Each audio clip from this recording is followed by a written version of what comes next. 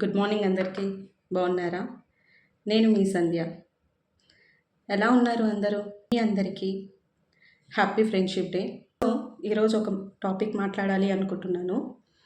నిన్న friendship day కదా, so మా ఫ్రెండ్ని విష్ చేద్దాము అన్నట్టుగా తనకు కాల్ చేశాను.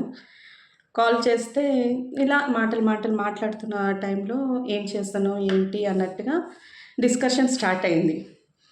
తను చెప్పింది ఇంట్లోనే ఉంటున్నాను అన్నట్టు తన గురించి చెప్పింది. సో నన్ను అడిగిందనమాట, నువ్వేం చేస్తున్నావు అని. సో ఇలా రియల్ ఎస్టేట్లో వర్క్ చేస్తున్నాను ప్రాపర్టీ అడ్వైజర్గా అన్నట్టుగా చెప్తే, అవునా అన్నట్టుగా మాట్లాడిందనమాట.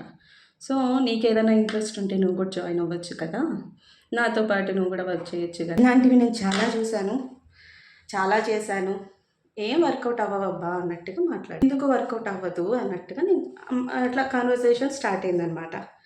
సో తను రియల్ ఎస్టేట్ చేసింది అంట, చాలా విసిగిపోయింది అంట, ఇది మనకు వర్కౌట్ అవ్వదు అని ఆగిపోయిందంట. అయితే ఎన్ని మంత్స్ చేసావు నువ్వు అన్నాను. సో 2 months చేశాను అన్నది. 2 months చేసి ఆగిపోవటం ఏంటి, కనీసం ఒక 1 year అయినా చేసావా అన్నాను. అంటే మనకు అసలు అవన్నీ వర్కౌట్ అవ్వవు, 2 months ట్రై చేసా, ఎవరు ఇంట్రెస్ట్ చూపించట్లేదు, సో నేను అందుకని ఆగిపోయాను, వేరేది ఏదైనా ట్రై చేస్తాను అన్నట్టుగా చెప్పిందనమాట. నేను ఒక్కటే క్వశ్చన్ చేస్తున్నా, తనకి అన్నట్టు కాదు, మీ అందరికీ కూడా. ఇప్పుడు ఎగ్జాంపుల్ చెప్తున్నా. ఇప్పుడు మనం టైలరింగే నేర్చుకుంటాం.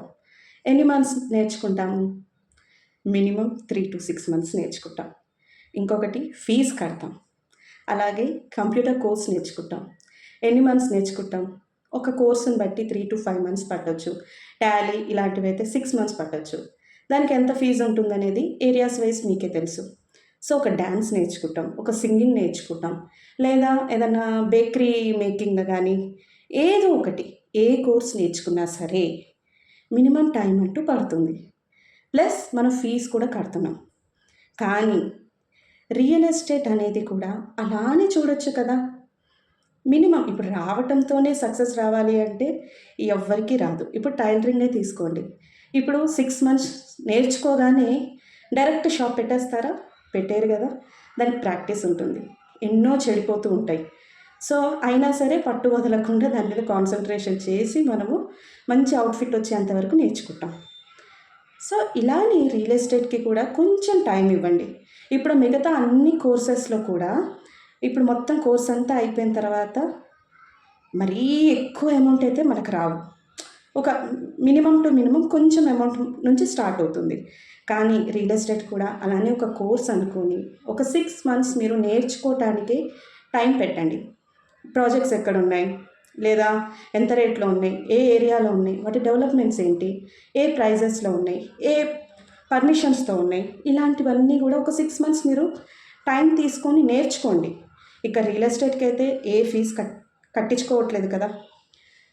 అందుకే ఎక్కువ ఆలోచించుకోకుండా 1 month 2 months ట్రై చేసి ఇంకా వర్కౌట్ అవ్వట్లేదు అని వెళ్ళిపోయే కంటే ఒక 6 months దీని మీద కాన్సన్ట్రేషన్గా వర్క్ అనేది, సబ్జెక్ట్ అనేది నేర్చుకోండి. ఖచ్చితంగా సక్సెస్ అవుతారు.